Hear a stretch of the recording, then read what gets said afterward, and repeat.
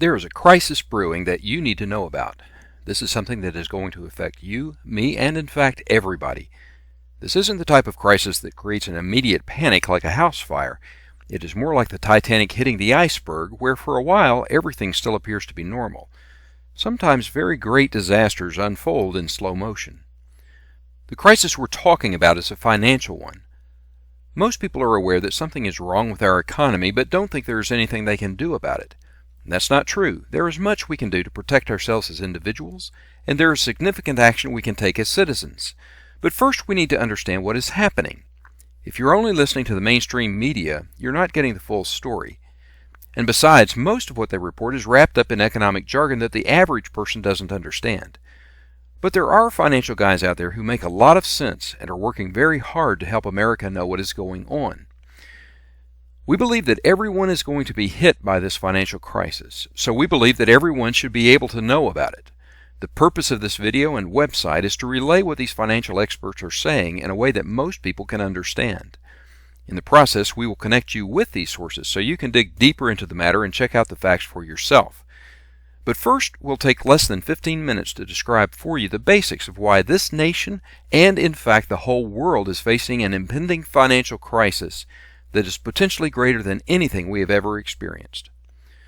All of us have heard reports about our nation's deficit spending, fiscal cliff, and other economic issues. These matters can sound complicated or seem so far removed from our everyday reality that we don't see how they relate to us. Because we don't feel these things affecting us personally, we tend to not pay much attention. Just as the passengers on the Titanic initially were unconcerned and went on about their business. But these issues are already affecting us personally, and by the time we really feel the impact, it will be too late to do anything about it. What are we talking about, and what can you do about it? Stay with us through this video for the next few minutes, and you will begin to understand what is happening. We'll explain what we're talking about in 11 brief points. Number 1. Understanding the source of the dollar's value. Take out a dollar bill and look at it. That is simply a piece of paper with green and black ink printed on it. What makes us think it is worth more than the price of the paper and ink? According to Article 1, Section 10 of the U.S. Constitution, your currency is supposed to have value because of being exchangeable for gold or silver. And at one time you could get gold or silver in the amount printed on the note. Throughout the 20th century, the backing of the dollar with gold and silver was removed in various ways. Your currency now is just paper, and the bank will only exchange it for paper or coins made of base metals. So what gives your currency value now? Only one thing: the belief by the American people and the world that it continues to have value. If this confidence is lost for any reason, the dollar's value will crash, and there are many potential events that could cause the loss of this confidence. When that confidence goes, it can go very fast. Number 2. Printing excessive currency reduces its value. Governments quit backing currency with precious metals so they can print and spend money they don't have. Every time a dollar is printed, it slightly reduces the value of all other dollars. This is called inflation. Most people think inflation causes the price of goods and services to go up. Actually, inflation means the value of the currency is going down. It takes more dollars to buy the same thing. Number 3. Currency value loss is almost unnoticeable. Every time a new dollar of paper money is printed, it is just like someone came along and skimmed a tiny fraction off of the value of all of your dollars, and therefore off of everything you are holding in dollars, such as retirement accounts, stocks, savings, etc. Now this is a pretty slick scam. If you can take just a microscopic amount of value off of a dollar, no one will notice. And if you can do that on trillions of dollars at the same time, you are carving off more than a fortune. So where does this fortune go? It goes back to the source that is printing the currency. It goes out of your pocket and back to the federal government. This process is barely noticed until inflation picks up speed. If inflation accelerates into hyperinflation, currency rapidly becomes worthless, and it is too late for protective measures. Number 4. Currency devaluation is speeding up. It is because this dynamic of inflation is so hard to see that our government is able to get away with overprinting its currency. And this is happening not just in America, but because they have followed our lead It is happening to nearly every country in the world. This chart shows the gradual drop in the value of the dollar throughout the 20th century. As if this wasn't bad enough, the government recently began to accelerate its money printing by vast sums. They've called this quantitative easing and are now printing $85 billion every month with no end in sight. It took 214 years for the total amount of dollars in circulation to reach $1 trillion, which happened in 1990. It took only 12 additional years to add the second trillion, just 6 years after that to get to $4 trillion, and the last available figures of 2011 show that our money supply now stands at $9.6 trillion. Paper money systems historically do not last, and their average lifespan is very short. Many are convinced that our government is now printing and spending so much because our paper money system is dying, and this is the only way they can prop it up.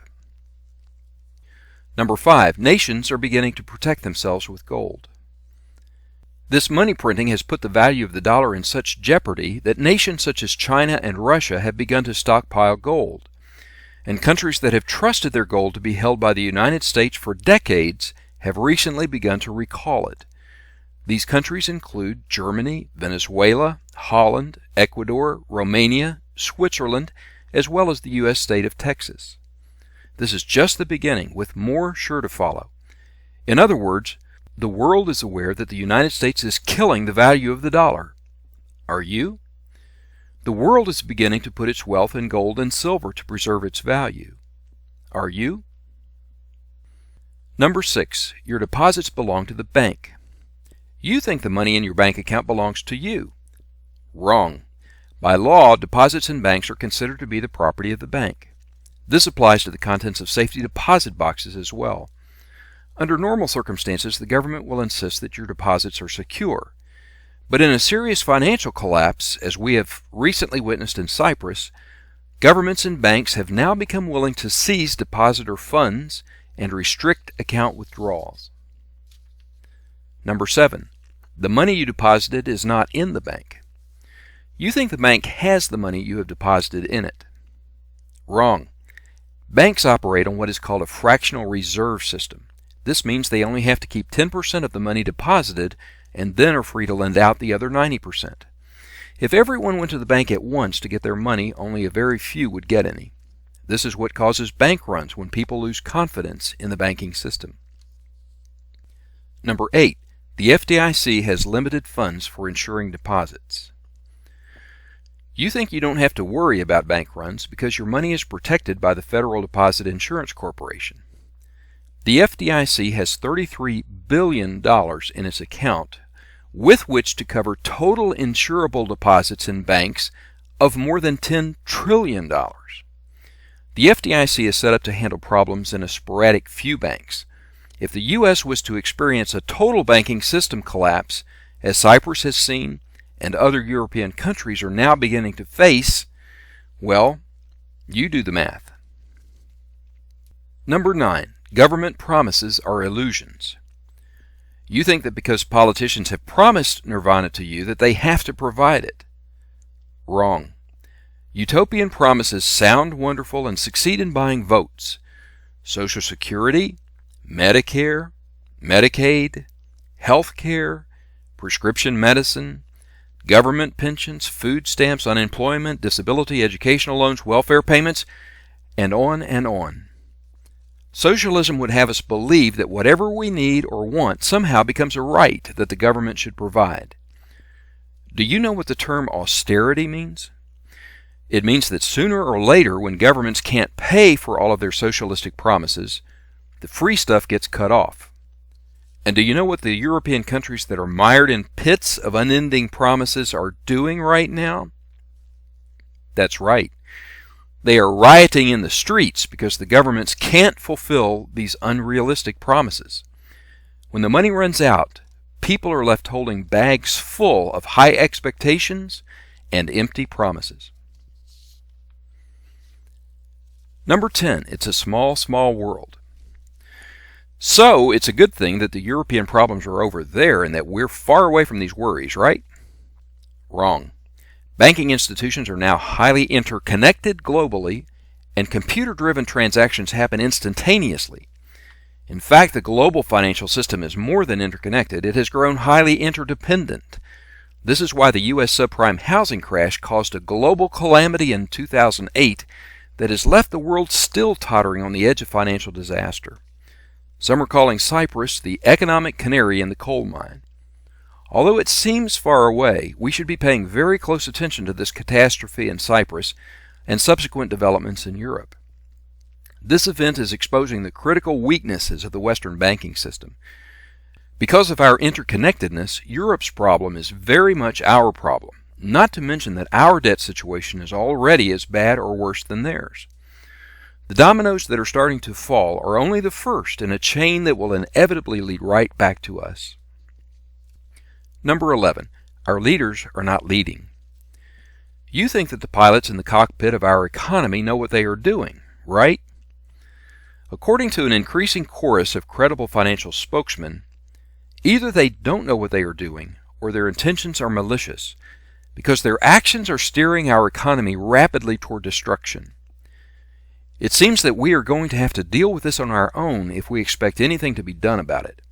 Each one of us needs to go into action right now, first to protect ourselves, and secondly to help change the flight path of this republic before it gets flown into the side of a mountain.